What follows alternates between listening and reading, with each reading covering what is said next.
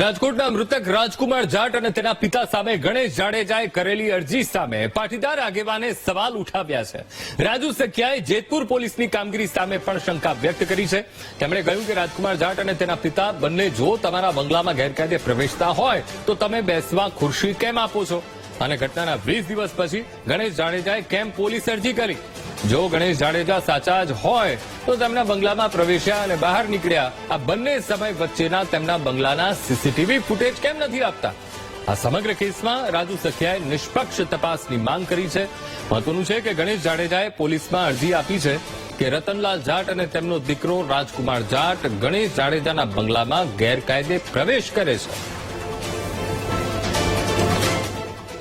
રતનલાલ બંને અપ્રવેશ કરેલો છે, તો અપ્રવેશ કરવાના જે બાબત આવે છે તેની બાબતમાં જણાવીએ તો કે ભાઈ સીસીટીવી તમે જે જાહેર કર્યા છે એની અંદર તમે ખુરચી આપીને બેહારો છો. બીજું કે આ અપ્રવેશ કરેલની ફરિયાદ તમે આ જે 20 દિવસના સમય બાદ શું કામ આપો છો? આવી શંકા ઉત્પન્ન થાય છે.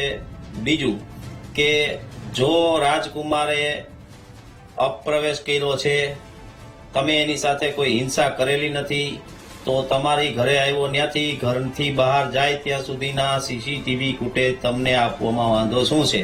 અને પોલીસે આ સીસીટીવી ફૂટેજ કબજે મેળવી અને જો ગુનો બનતો હોય તો ગુનો નોંધવો જોઈએ, ગુનો ન બનતો હોય તો આ બાબતે સ્પષ્ટ ક્લિયર કરવું જોઈએ.